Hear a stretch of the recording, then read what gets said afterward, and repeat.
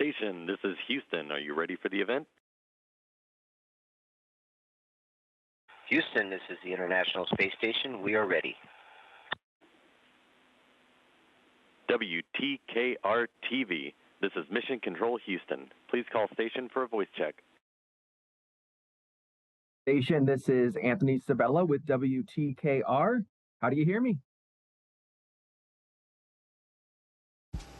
Hi, Anthony. We've got you loud and clear. Great to talk to you. Yeah, great to talk to you as well. This is so cool. Sorry, I got to nerd out for a second. Very excited to have you and Mike there with me.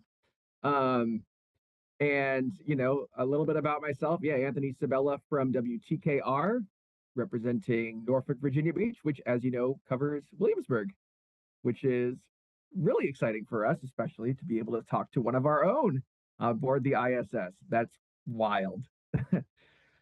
I just want to start with awesome to so have you guys that hometown connection. Yeah. I want to ask about how things have been going these past few days, just to start. So when did you arrive aboard the station, and how have things been going getting settled? Yeah, today was the third day that we woke up on board the International Space Station after launching just a couple days ago. It's hard to believe, actually. It already feels like home. So things are going really well. This is my first time here, but not Mike's first time. He's a veteran, so it's been great to have his experience. Yeah, absolutely. It's great to have, I think, people with different experiences working together on something like this for sure. I want to ask, before I get into the questions I sent, is just, you know, being a first timer up there, are you used to the view yet? I mean, this is something that nobody gets to see hardly. I can't even imagine taking that all in. Yeah, I'm not sure that that view is ever going to get old. You know, Mike's coming up on his 400th day in space, and I don't think it's gotten old for him either. The views are incredible. It's also been amazing just how quickly the brain adjusts to this kind of environment. It's totally 3D. You can be upside down in different orientations, and your brain just reorients and re-references itself. It's been amazing. Yeah, I mean, that was something I was going to ask about you, because obviously you guys are floating, which is so bizarre to me. But yeah, you're able to adjust, and our bodies are able to handle that, it looks like. Whoa, okay.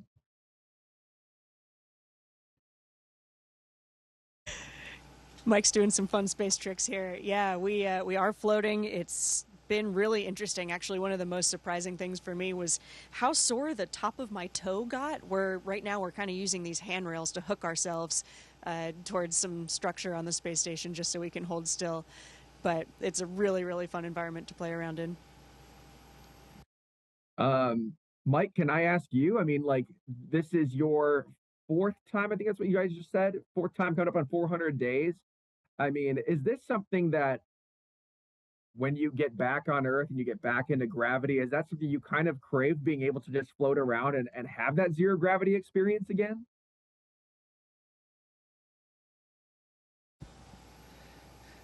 Hi, Anthony. Really nice to hear your voice, and greetings to all of our friends in the Commonwealth of Virginia. So, yeah, ever since I was a little kid, I wanted to be an astronaut. I've been an astronaut half of my life, and yes, it's worth it. I waited 14 years for this one mission, and lucky me, I get to fly with Zena and the rest of our crewmates, and it's really great. I did miss being up in space, and I kind of cried about it a lot, so my wife said, just get up there, get stuck in space like Butch and Sunny. So here we are, we're in space, we're not stuck, we're doing great, and we're really enjoying being back, and it's just wonderful to float, and we have the most beautiful planet in the solar system.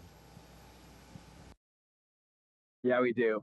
I want to ask you guys a little bit about the work that you're going to be doing aboard the International Space Station. How long are you planning to be up there? And just talk about the research and how important it is. Yeah, we're right now planned for a 6-month mission with the opportunity to extend that mission as long as 8 months, plus or minus. It's always flexible. And during that time, we'll be doing a lot of scientific research, including Earth observations, some really interesting fundamental physics experiments. One of the ones that I find most valuable is experiments on the human body. A lot of the things that our bodies as astronauts in space experience are very similar to things that immunocompromised or aging populations on Earth experience. And so tracking how our bodies adapt to, are affected by, and recover from these stressors is hopefully going to help people back home. Is this something too that could help maybe future space missions as well? I know that NASA's working on the Artemis mission. I've covered that a lot, like Langley's involvement here in Hampton Roads. And obviously astronauts, the goal is to have them in space a lot longer, making these further journeys. Is this something that can help with that down the line? Absolutely, and that's something, of course, as astronauts, we're very interested in. A lot of what we're doing on the International Space Station is getting ready to go farther and farther afield and for long durations. We've been to the moon before, but we haven't been there for long durations like we are working here on the International Space Station. The ISS is 250 miles above the Earth. The moon is 1,000 times farther than that. And Mars is even 1,000 times further than that. And so we've got a lot to learn, and I'm really glad that we're laying the footwork here on the ISS. Zena, I do want to ask you to make sure we get this in. Just, your upbringing in Williamsburg. I was reading your bio on NASA.gov, and it says that you consider Williamsburg your hometown. From what I understand, your parents still live there. Can you just talk about, I guess, the impact growing up in Hampton Roads had on you, and maybe how any experiences you had here at home that kind of led you to becoming an astronaut and where you're at now? Yeah, that's exactly right. Williamsburg still feels very much like home for me. My mom still lives there. My father actually passed away about a year ago, so I'll be looking down from above on Thanksgiving this year and enjoying knowing that my family are all there celebrating together. For me, one of the, I think, most influential parts about being in Williamsburg were some of the teachers that I had.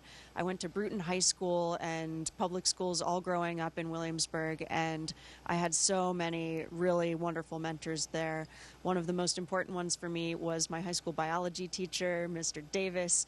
He really sent me on the path of not only loving science and life sciences, but also pursuing my own research, even as a high school student and then college student. And I think that really opened a lot of doors for me. That's awesome. I do want to ask you, and I have some questions for Mike too.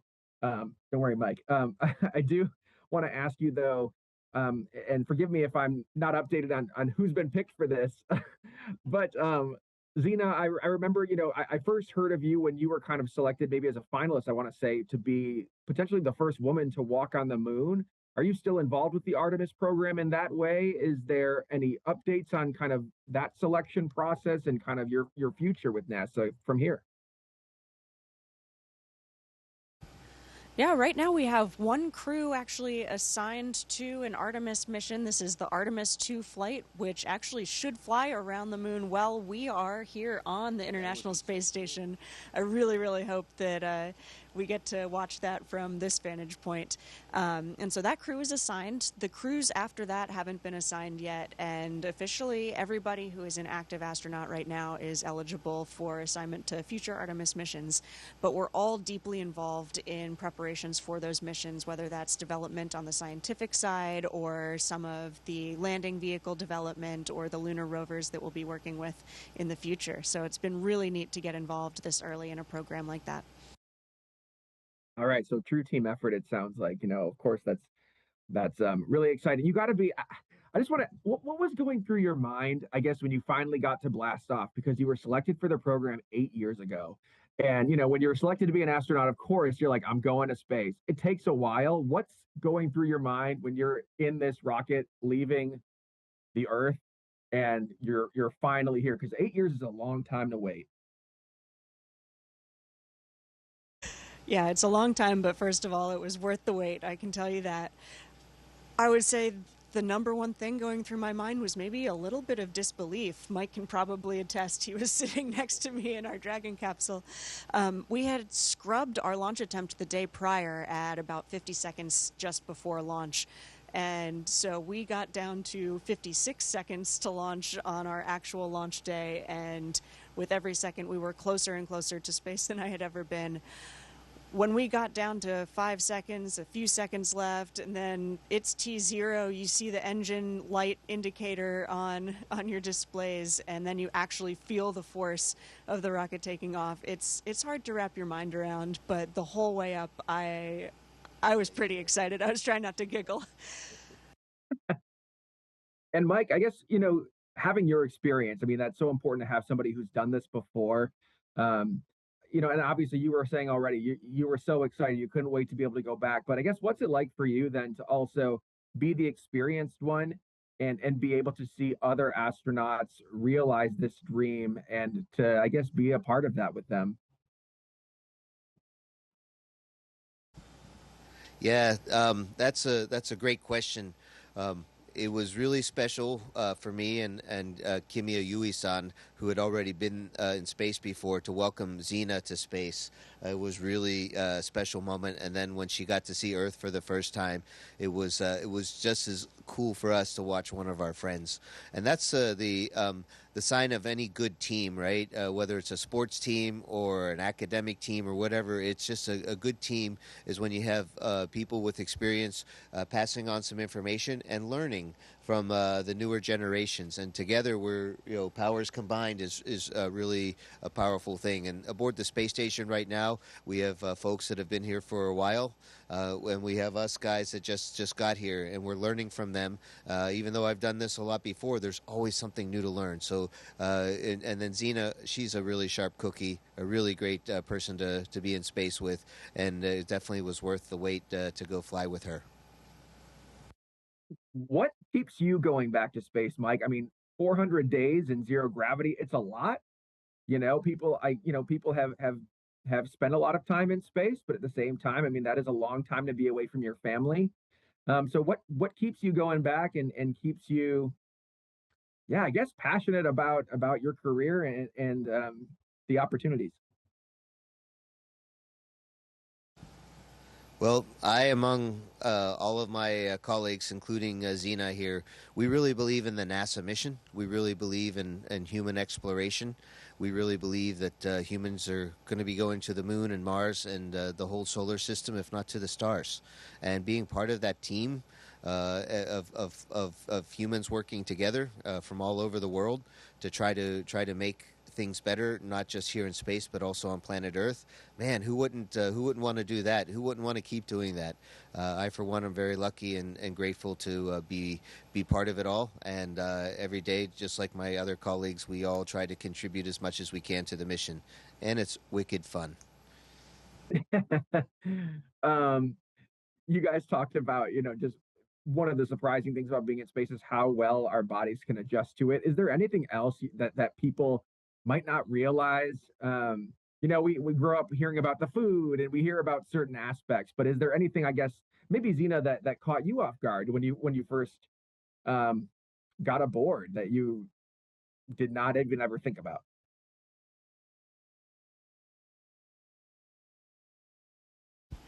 Yeah, it's funny. In a lot of ways, it's very much like I expected because we spend so long training. It's really phenomenal, the teams that we have on the ground who help us prepare for a mission like this.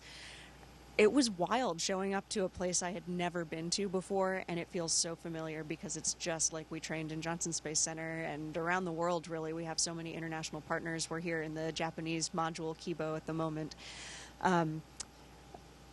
Yeah, the muscles adapting has been a really interesting thing. We got to work out for the first time.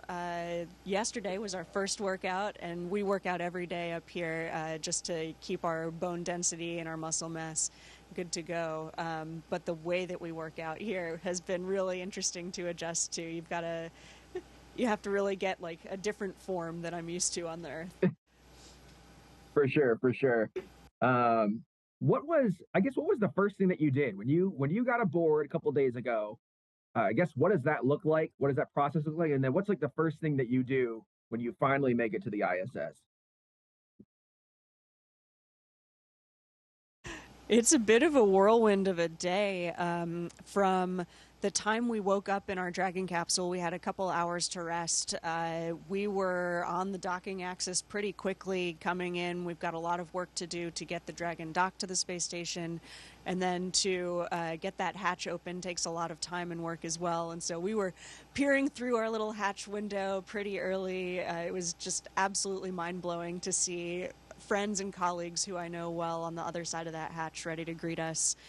We opened the hatch doors, and the first thing that I wanted to do after we said our hello to the International Space Station was to see the cupola window, and it was so special to get to see my classmate Johnny Kim taking me to the cupola for the very first time and gazing down on Earth through this like marvelous giant bay window that we have looking down on our home.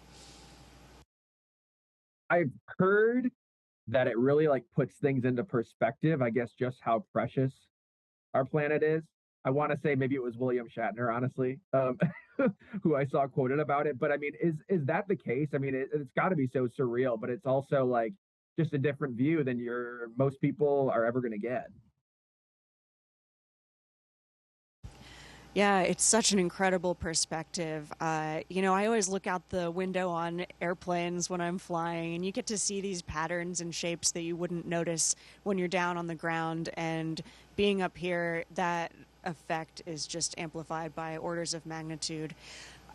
When I first looked out the cupola window, it was kind of twilight, and so we had these really long shadows. You could see this 3D texture of the clouds, and you're going over the ground so quickly. It takes only 90 minutes to get all the way around the Earth, going almost 18,000 miles an hour across the ground. And it's very humbling and really unifying for me, especially sharing that with an international crew. They're giving me a couple of minutes left, so I just want to make sure I get my last couple of questions in, and then if we have more time, I'll just fire away things. But a couple more questions. What impact do you hope that your work has going forward? And you already kind of touched on that. And then Zena, specifically, you know, do you have a message for folks, your family, friends, folks down here in Hampton Roads and Williamsburg? Anything you want people to know, and any message you have for our area? My gosh, absolutely. Hampton Roads in Williamsburg is why I am who I am. So thank you is my message, first of all, for shaping my life, shaping my career, especially the teachers who work so hard every single day to set students up for these brilliant, wonderful, promising futures. And to students who are growing up in Hampton Roads right now and to everywhere across the globe, don't be the one to hold yourself back. Take chances. Don't wait until somebody tells you that you're ready to go work in a lab or go start an art project. Just pursue it from the time you're young, and there's so much to explore. I think for a lot of us, the jobs that we want don't exist yet. Don't be afraid to invent them. Great. Love that. And then, yeah, just, you know, your hopes for impacts from your research and what's next? What comes next? I hope for all of us on the International Space Station that our research is not only impacting our ability to go to the moon for longer durations, eventually to planets like Mars, but also helping the people at home on Earth. The medical research that we talked about, we've also got so many materials science experiments up here that we really can't do on Earth. It's a really phenomenal laboratory full of research day in and day out. So I'm really excited to see the impacts of that research. But I also hope that the work that we're doing here inspires the next generation to come invent something even grander and more collaborative than this. Perfect. I think that's all the time I have. I really appreciate you guys taking time out of your busy schedules to talk with me here. I wish you guys nothing but the best. Stay safe, and we're really excited to see one of our own up there doing great things. Thank you so much from both Mike and I. It's a treat to talk to you. Yeah, Mike, you were cracking me up. I appreciate that. Station, this is Houston ACR. He's a great crewmate. Thank you. That concludes our event. Thank you to all participants. Station, we are now resuming Station, operational great event. audio communication. Thank you very much.